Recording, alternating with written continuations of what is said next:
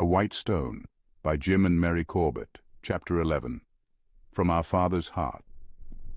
Healthy life comes from pure seed. The purest seed has fallen willingly to the ground and died. It is my Son, Jesus. I have raised him up and glorified him for all eternity. Should you not follow the example of my Son?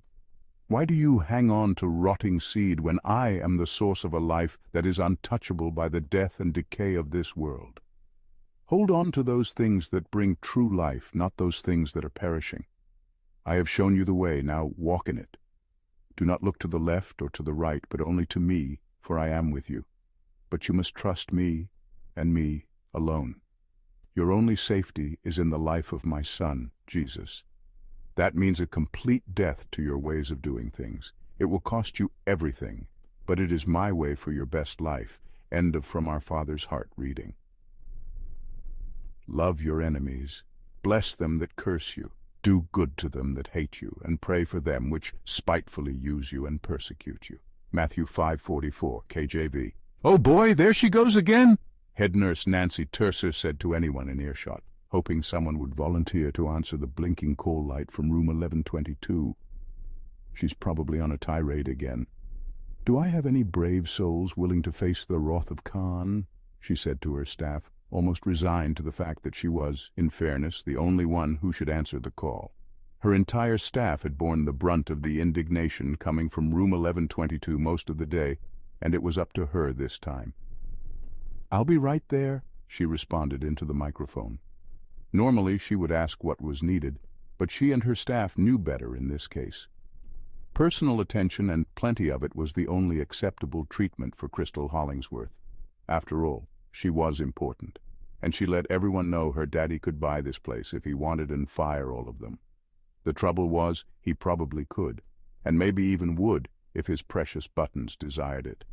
One of the wealthiest, most prominent men in the country, maybe even the world, Brighton Hollingsworth III, raised his daughter needing nothing with the possible exception of some long-overdue discipline which most people were very willing to administer after any kind of encounter with her.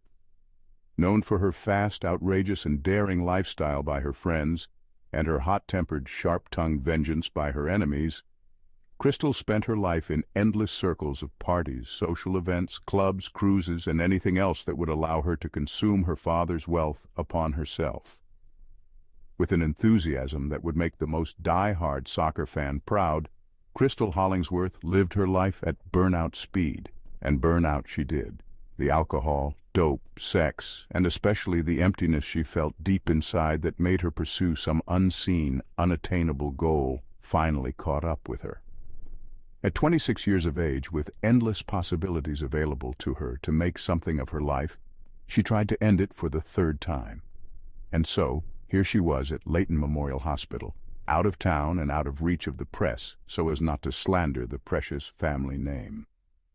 Crystal Hollingsworth lay in her hospital bed in the most recent of an endless string of mindless, hopeless attempts to scream aloud that she was in serious trouble within. "It sure took you long enough. You useless incompetent," she said, glaring at Nurse Terser. "I want you to come immediately when I call you, do you hear me? If my father ever found out how you're treating me here, he would have all of your jobs. Then what would you do with your useless lives? What is it you need? This bed has rocks in it, and it's hotter than hell around here." "I'll see what I can do about it," Nancy said patiently. "Don't give me any of your patronizing bull, you son of a. I want you to do something now, or I'll make your life so miserable you'll wish you were—" She stopped mid-sentence, looking toward the open door. "What are you looking at, you overgrown dung heap?" she yelled at the man standing there with his mouth open, unaware of his foolish gaping. "I said, what the do you want? If you're going to be a jerk, go be a jerk someplace else, not here, okay?" Momentarily taken aback by the foul language and angry demeanor coming from someone so physically beautiful, Train, who had just left his buddy Tiny, stumbled halfway into the room, almost unwillingly, as if pushed by some unseen force. "You sure must be hurtin' bad to be acting like such a fool," Train said before he even had time to consider his response. "Just who in the do you think you are?" Crystal said, enraged at this nothing, daring to talk to her like that. I don't think I'm anybody special, but I do know who you are, he said, beginning to call silently to his father for wisdom. Are you going to give me some of that patronizing about making something of myself? And with all your beauty and money, how can you be in this position?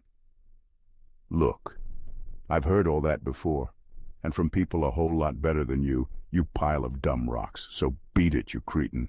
Get out of my room before I call security. From the looks of you, you don't want anybody, especially cops, knowing where you are. Now get lost.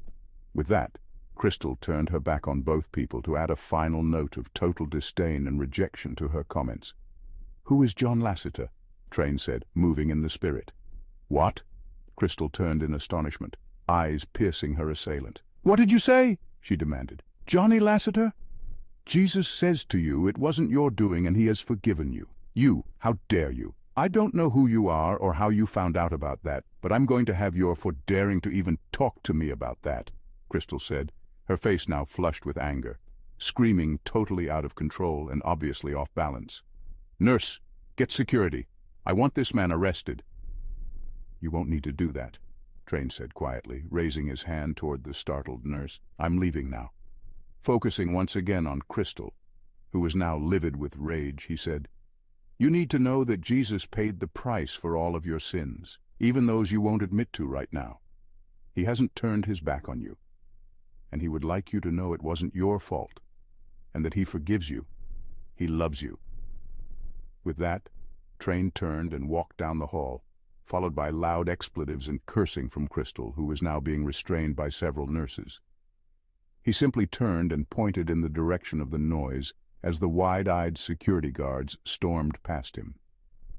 He decided not to say anything to them that would interrupt his quiet prayer for the woman he somehow knew he had not seen for the first and last time. For some reason, a wisp of a smile was evident on his face. End of chapter 11.